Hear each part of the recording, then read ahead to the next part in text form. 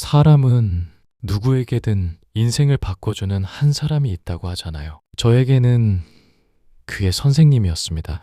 어릴 적 저는 태어날 때부터 혼자였다고 해도 과언이 아니었습니다. 엄마는 제가 겨우 3살이 되던 해 아무 말 없이 집을 나갔고, 아버지란 사람은 얼굴 한 번 본 적 없었습니다. 그나마 저를 키워주신 건 할머니였는데 그분도 건강이 좋지 않으셨고 제 중학교 입학식도 보기 전에 돌아가셨습니다.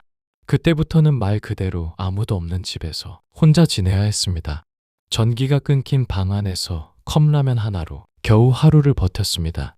겨울밤에는 이불 속에서 몸을 웅크린 채 추위에 떨며 밤을 지새웠고, 아침이면 아무도 깨워주지 않는 적막한 방에서 혼자 눈을 떴습니다. 학교는 다녔지만 친구도 없었고 선생님도 절 잘 모른 척 했습니다. 누구도 내게 말 걸지 않았고 누가 나를 기다려주는 사람도 없었죠. 세상이 왜 나만 이렇게 만든 걸까? 어릴 적 저는 그저 그렇게 세상을 원망하며 살아남고 있었던 겁니다. 중학교 2학년이던 그 해 담임 선생님이 바뀌었습니다. 젊지도 그렇다고 아주 나이든 분도 아니었어요. 말수는 적었지만 묘하게 푸근한 인상이 남는 분이었습니다. 국어를 가르치는 남자 선생님이셨죠. 그 무렵 제 생활은 말 그대로 바닥이었습니다. 도시락을 못 싸오는 날이 더 많았고 가끔 간신히 싸가도 김치 한 조각에 밥 한 덩이가 전부였어요. 도시락 뚜껑을 열지 못하고 혼자 운동장 한 구석에서 물만 마시다 다시 교실로 들어가곤 했죠. 그런 저에게 선생님이 다가오셨습니다. 처음엔 그냥 조용히 제 옆자리에 앉으셨습니다. 말도 없이 본인의 도시락을 조심스레 펴시더니 반을 나눠 제 앞에 놓으셨어요. 배고플 텐데 같이 먹자. 그 도시락은 참 따뜻했습니다.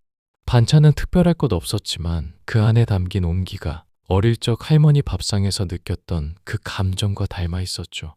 그날 이후 선생님은 매일 저와 함께 점심을 드셨습니다. 나중에 알게 됐지만 그 도시락은 선생님 아내분이 매일 2개씩 싸주셨던 거였어요. 그 아이랑 같이 먹을 거니까 하나 더 싸줘.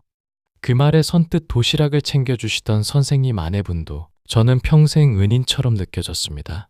선생님은 말이 없던 저에게 항상 먼저 말을 걸어주셨습니다. 가끔은 장난도 치시고 시시콜콜한 재미있는 이야기를 해주시곤 했습니다. 어쩔 땐 아빠처럼 진지한 이야기로 조언도 건네셨습니다. 그런 시간이 쌓이면서 저도 모르게 마음이 조금씩 열리기 시작했습니다. 어느 날 선생님께서 그러셨습니다. 주말에 우리 집에 한번 놀러 올래? 와이프가 도시락 말고 따뜻한 밥 한 끼 해주고 싶대. 처음엔 망설였지만 그날 저는 선생님 댁에 갔습니다. 작은 아파트였지만 따뜻한 냄새가 났습니다. 밥 냄새, 웃음소리, 그리고 거실 한쪽에 자리 잡은 아기 침대. 선생님은 자랑스럽게 아기를 안아 보여주셨고 아내분도 밝게 웃으며 절 맞아주셨죠. 저는 어색하게 앉아 따뜻한 된장국과 반찬을 받아들었습니다. 그 밥 한 술, 어쩌면 제 인생에서 가장 따뜻했던 한 끼였는지도 모릅니다. 그날 저녁 선생님은 아기 기저귀를 갈며 노래를 흥얼거렸고 아내분은 설거지를 하며 선생님을 향해 미소 지었습니다. 그걸 가만히 보고 있던 저는 갑자기 가슴 깊은 곳에서 무언가가 올라오는 걸 느꼈습니다. 뜨거운 것이 목까지 차올랐지만 어떻게 말을 해야 할지 도무지 알 수 없었어요. 식탁 옆에 앉아있던 저는 조용히 고개를 떨군 채 눈물이 뚝 하고 떨어졌습니다. 말문이 막히고 숨이 막히고 눈물이 멈추질 않았습니다. 태어나 처음 느껴본 가정의 온기였고 그걸 한 번도 가져본 적 없던 제 삶에 대한 억울함이었고 어디에도 꺼내지 못했던 그리움이었습니다. 차마 입 밖에 내지 못했지만 선생님은 다 알고 계신 듯 조용히 말씀하셨습니다. 괜찮아. 말 안 해도 돼. 지금 여기 함께 있다는 것만으로도 난 충분히 고마워. 그날 이후로 저는 그 집을 처음으로 따뜻했던 곳으로 기억하게 됐고 선생님을 내 인생에서 처음으로 마음을 준 어른으로 남기게 됐습니다. 그렇게 선생님과 중학교 생활을 보내고 저는 고등학교에 입학했습니다. 입학식 날 선생님이 오셨어요. 저를 꼭 안아주시며 그러셨죠. 이제부터는 진짜 열심히 해보자. 넌 할 수 있어. 저도 고개를 끄덕였어요. 이젠 미래를 위해 정말 잘해보자는 생각이 들었고 선생님과의 약속이니까 꼭 지키고 싶었습니다. 하지만 현실은 그렇게 쉽게 흘러가지 않았습니다. 고등학교라는 낯선 환경, 점점 멀어지는 책임감, 그 속에서 친구들과 어울리며 조금씩 엇나가기 시작했어요. 처음엔 학교를 빼먹기 시작했고, 그 다음엔 담배, 술, 그리고 점점 나쁜 짓들로 이어졌습니다.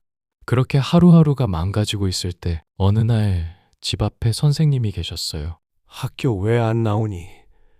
네가 이럴 애가 아니잖아. 선생님은 매일 오셨습니다. 비 오는 날도 눈 오는 날도 말없이 현관 앞에 서 계시곤 했어요. 저는 일부러 문도 안 열었습니다.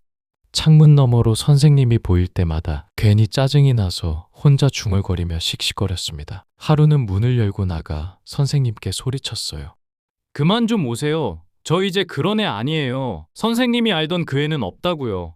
선생님은 조용히 제 말 다 듣고 잠시 말이 없더니 그저 웃으며 말씀하셨습니다. 괜찮아. 그 애가 어디 안 간 거 난 아니까. 그 말에 오히려 더 화가 났던 것 같아요. 그 말이 따뜻했기 때문에 그 따뜻함이 그땐 너무 서러웠거든요. 하지만 지금 돌아보면 그날도 그 다음 날도 선생님은 내가 돌아오기를 기다리고 계셨던 겁니다. 그렇게 한참을 방황했어요. 학교는 완전히 끊었고 밤낮이 바뀐 생활. 말썽 부리고 돌아다니며 스스로도 내가 어디로 가고 있는지 몰랐습니다. 어느 날이었어요. 늦은 밤 집으로 돌아오는데 문 앞에 조그만 종이 봉투 하나가 놓여 있더군요. 열어보니 도시락이었어요. 그 위에 짧은 쪽지가 붙어 있었습니다. 오늘은 소고기 넣었다. 입맛 없어도 한 숟갈은 꼭 먹어. 내일도 올게. 선생님이셨습니다. 아무렇지 않은 척 앉아서 밥을 먹는데 눈물이 뚝 떨어졌습니다. 혼자 먹는 밥이 그렇게 따뜻했던 적은 처음이었거든요. 그날 밤 잠이 오지 않았습니다. 계속 생각났어요. 교실에서 도시락을 나눠 먹던 시간, 아무 말 없이 옆에 앉아 계시던 모습, 말없이 내 등을 두드려주던 손길, 그리고 다음 날 저는 처음으로 제가 먼저 선생님을 기다렸습니다. 그날 이후 저는 매일 아침 학교에 나가기 시작했습니다. 사람들 눈을 피해서 교문 옆에 숨어 기다리면 선생님은 아무렇지 않게 웃으며 도시락을 건네주셨어요. 오늘도 왔네. 잘했다. 그 한마디가 그렇게 따뜻할 수가 없었습니다. 선생님은 저를 나무라지 않았고 과거를 들추지도 않았습니다. 대신 제 앞날을 이야기해 주셨습니다. 지금 이 길도 결국 너의 일부야. 하지만 그걸 어디로 끌고 갈지는 네가 정하는 거다. 그 말이 마음에 남았습니다. 그래서 공부를 다시 시작했고 처음으로 내일이라는 걸 생각하게 됐습니다. 그리고 약속했죠. 꼭 어른이 되면 선생님처럼 누군가의 길이 되어주겠다고.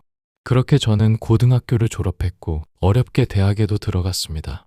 등록금은 감사하게도 선생님이 도와주셔서 겨우 해결했지만 월세와 생활비를 벌어야 했기에 아르바이트를 하며 자격증 공부와 시험 준비까지 매일 바쁜 일상에 정신이 없었습니다.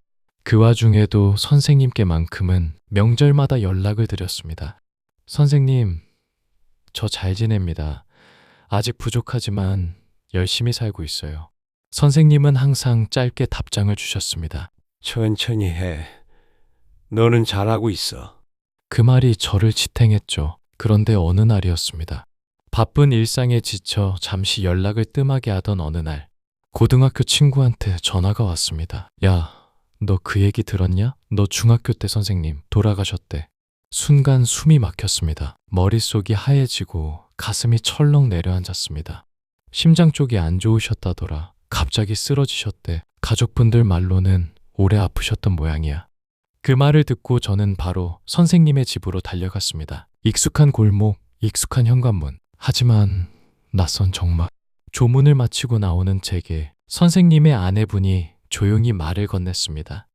돌아가시기 전날까지 너 얘기했었어. 늘 그 녀석이 내 아들 같았다고. 그 말에 저는 그 자리에서 울음을 터뜨렸습니다.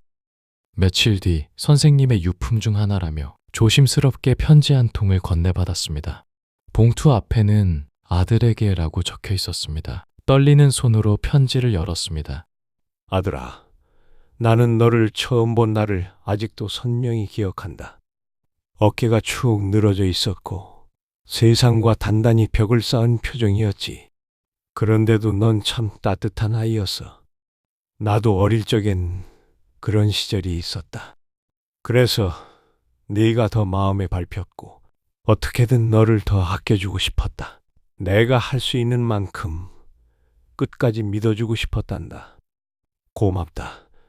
네가 이렇게 올바르게 자라줘서 내 삶의 가장 큰 위로가 되었어. 이제는 더 곁에서 지켜봐 주지 못해서 미안하다. 하지만 꼭 기억해 주길 바란다. 너는 누구보다 소중한 사람이라는 걸. 그리고 나는 네가 앞으로도 잘할 수 있을 거라고 언제나 믿고 있단다. 편지를 다 읽고 난 뒤 저는 편지지에 얼굴을 묻고 목 놓아 울었습니다. 지금 저는 초등학교에서 아이들을 가르치고 있습니다. 엄마 아빠 없이 자라는 아이, 말수가 적고 늘 혼자 있는 아이, 도시락을 챙겨오지 못하는 아이. 그런 아이들을 보면 저 어릴 적 제 모습이 겹쳐 보입니다. 그래서 수업이 끝난 후엔 책을 읽어주고 작은 간식을 건네고 조용히 옆에 앉아 마음을 들어줍니다. 그리고 가끔 아이들에게 조용히 말해줍니다. 사람은 말보다 마음을 주는 존재가 되어야 한단다. 누군가 곁에 있어주는 것만으로도 세상은 덜 외로워지니까. 그 말은 사실 제 삶을 바꾼 한 사람에게 배운 겁니다. 제게 처음으로 따뜻함을 가르쳐준 그 선생님께요. 문득 그분이 그리워집니다. 아무 말 없이 옆에 있어주던 그 따뜻한 눈빛이 내 삶의 가장 큰 울타리였단 걸 이제 알겠어요. 시간이 흘러도 그분의 말, 그분의 마음은 아직도 제 안에 조용히 살아 있습니다. 부디 하늘 어디선가 그 따뜻한 미소로 저를 지켜봐 주고 계시길 바랍니다. 사랑합니다, 아버지.